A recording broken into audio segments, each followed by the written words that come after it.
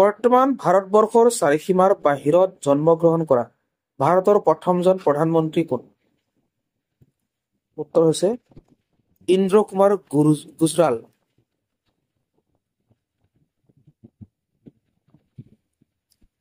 তলৰ কোনটো বঁটা বৈজ্ঞানিক আৰু প্ৰযুক্তিবিদক দিয়া হয়? উত্তৰ হৈছে শান্তি স্বৰূপ ভাটনগৰ বঁটা। অপমাৰ্জকবোৰ হল কি? উত্তৰ হৈছে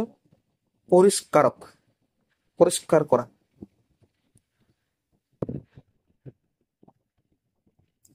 বশিষ্ঠদেৱ শৰ্মা তলৰ কোনটোৰ সৈতে জড়িত? হোলী গীত। অসমৰ পৰা তলৰ কোনখন দেশৰ দূৰত্ব বেছি? Nepal, Iran, Vietnam, Canada. উত্তৰ হৈছে কানাডালৈ বেছি দূৰত্ব। মহাপুৰুষ শ্ৰীমন্ত শংকৰদেৱৰ কবিত্বৰ শ্ৰেষ্ঠ নিদৰ্শন আৰু অসমীয়া কাব্য সাহিত্যৰ কীৰ্তিস্তম্ভস্বৰূপ গ্ৰন্থখন কি? উত্তৰ হৈছে কীৰ্তন।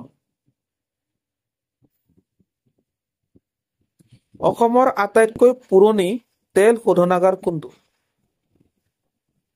উত্তৰ হৈছে ডিগবৈ। ভাৰতীয় সংবিধানখন বলবৎ হৈছিলে 1950 চনৰ 26 জানুৱাৰী তাৰিখে। আধুনিক ভাৰতৰ পিতৃ আখ্যা দিয়া হৈছিল? উত্তৰ হৈছে ৰাজা ৰামমোহন ৰায়।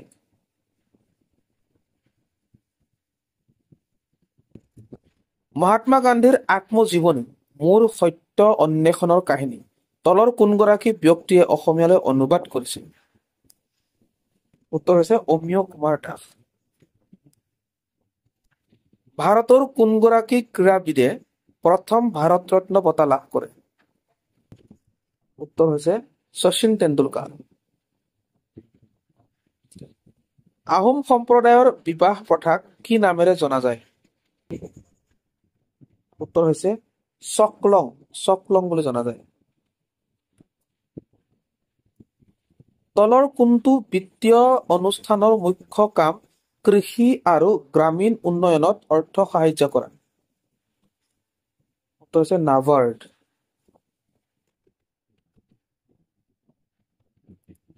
প্ৰতি বছৰে 10 ডিচেম্বৰ তাৰিখে নোবেল বঁটা প্ৰদান কৰা হয় কিয়নো সেই দিনটো ডক্টৰ নোবেলৰ মৃত্যু দিন।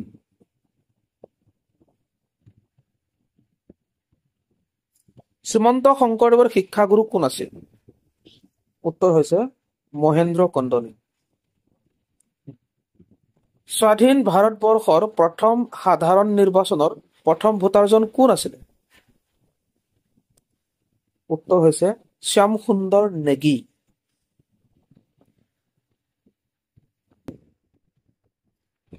পূৰ্বৰ বিশ্ব চেম্পিয়ন আৰু ইউৰো কাপৰ ডিফেণ্ডিং চেম্পিয়ন কোনখন দেশে বিশ্বকাপ ফুটবল প্ৰতিযোগিতাৰ মূল ৰাউণ্ডৰ খেলত অংশগ্ৰহণ কৰিবলৈ যোগ্যতা অৰ্জন নকৰিলে? ইয়াৰ উত্তৰ হৈছে ইটালী। অসমৰ প্ৰথমগৰাকী মহিলা মুখ্যমন্ত্ৰী ছৈয়দা আনোৱাৰা তাইমুৰ। তাৰপিছত আহিলে দেওধৰ ট্ৰফী কি খেলৰ লগত জড়িত? উত্তৰ হৈছে ক্ৰিকেট খেলৰ লগত।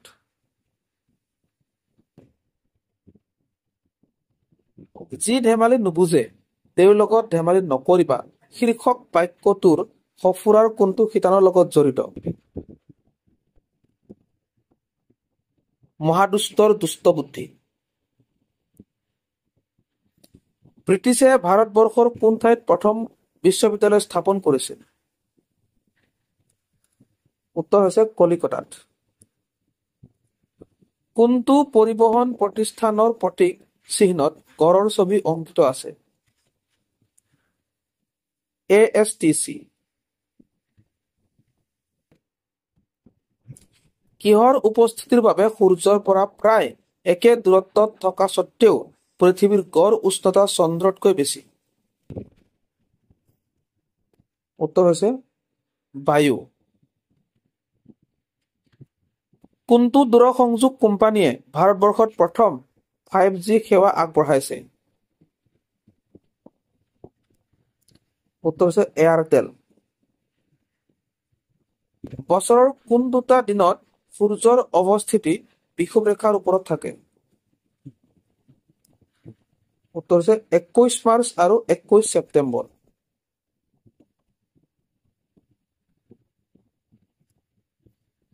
কোনখন দেশত পৃথিৱীৰ সকলোতকৈ দীঘল উপকূলীয় ৰেখা আছে? উত্তৰ হৈছে কানাডা।